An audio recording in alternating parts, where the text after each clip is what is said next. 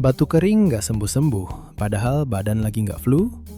Jangan salahin cuaca dulu, bisa jadi itu efek samping dari obat tensi kamu, Captopril. Kok bisa sih? Di dalam tubuh kita ada senyawa alami bernama bradikinin yang membantu melebarkan pembuluh darah.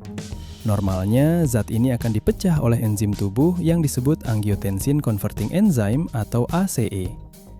Nah, Captopril bekerja dengan menghambat enzim ACE supaya tekanan darah bisa turun. Efek sampingnya, bradikinin jadi lebih sulit dipecah sehingga kadarnya bisa meningkat di saluran napas. Peningkatan bradikinin ini dapat merangsang ujung saraf sensitif di tenggorokan dan saluran pernapasan, lalu memicu refleks batuk kering yang terasa gatal dan mengganggu.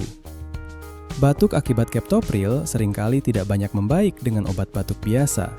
Kalau batuk terasa mengganggu, konsultasikan ke dokter agar terapi bisa dievaluasi dan disesuaikan dengan kondisi tubuhmu. Mau tahu info obat lainnya? Yuk follow Si Apoteker. Aku Si Apoteker, karena setiap obat punya cerita.